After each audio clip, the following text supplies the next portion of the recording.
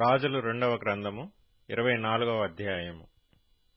యెహోయాకీము దినములలో బబులోను రాజైన నెబుకద్నెజరు యెరూషలేము మీదికి వచ్చెను.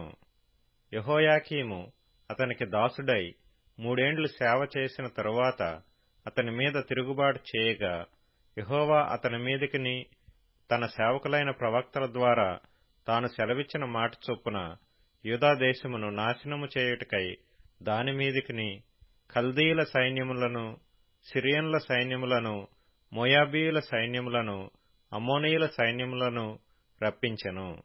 మనష్షే చేసిన క్రియలన్నిటిని బట్టియు, అతడు నిరపరాధులను హతము చేయుటను బట్టియు, యూదావారు యెహోవా సముఖము నుండి పారదోలబడునట్లుగా ఆయన ఆజ్ఞ వలన ఇది వారి మీదికి వచ్చెను.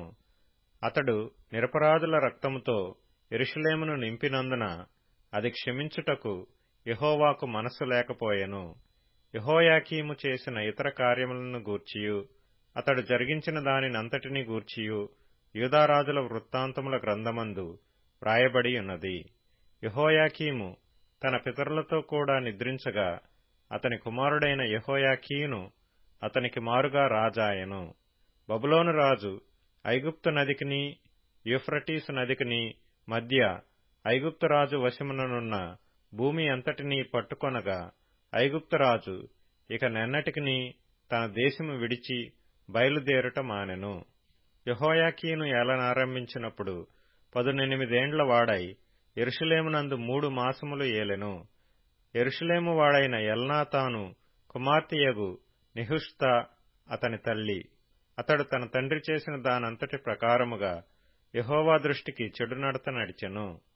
ఆ కాలమందు బబులోను రాజైన నెబుకద్నెజరు యొక్క సేవకులు యెరూషలేము మీదికి వచ్చి పట్టణమునకు ముట్టడి వేసిరి. వారు పట్టణమునకు ముట్టడి వేయుచుండగా బబులోను రాజైన నెబుకద్నెజరు తానే దాని మీదికి వచ్చెను. అప్పుడు యూదారాజైన యెహోయాకీనును, అతని తల్లియును, అతని సేవకులను, అతని క్రింది అధిపతులను, అతని పరివారమును బయలువెళ్లి బబులోను రాజునొద్దకు రాగా, బబులోను రాజు ఏలుబడిలో 8వ సంవత్సరమున అతని పట్టుకొనెను.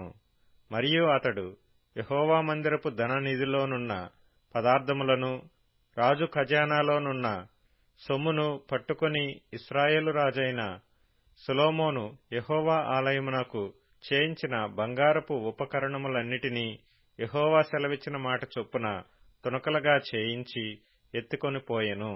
అదియుగాక అతడు దేశపు జనులలో అతి బీదలైన వారు తప్ప మరి ఎవరునూ లేకుండా యెరూషలేము పట్టణమంతటిలోనున్న అధిపతులను, పరాక్రమశాలులను 10,000 మందిని, వీరుగాక కంసాలి వారిని, కమ్మరి వారిని చెరతీసుకొని పోయెను.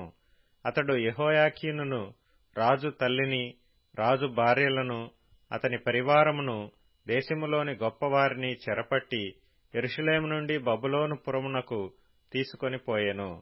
7,000 మంది పరాక్రమశాలులను, 1,000 మంది కంసాలి వారిని, కమ్మరి వారిని, యుద్ధమందు తేరిన శక్తిమంతులనందరినీ బబులోను రాజు చెరపట్టి బబులోను పురమునకు తీసుకొని వచ్చెను. మరియు బబులోను రాజు అతని పినతండ్రి అయిన మత్తన్యాకు సిద్కియా అను మారుపేరు పెట్టి అతని స్థానమందు రాజుగా నియమించెను. సిద్కియా ఏలనారంభించినప్పుడు 21 సంవత్సరముల వాడు.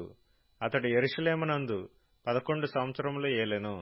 అతని తల్లి లిబ్నా ఊరివాడైన యిర్మీయా యొక్క కుమార్తెయగు హమూటలు. యెహోయాకీము యొక్క చర్య అంతటి చొప్పున సిద్కియా యెహోవా దృష్టికి చెడు నడత నడిచెను.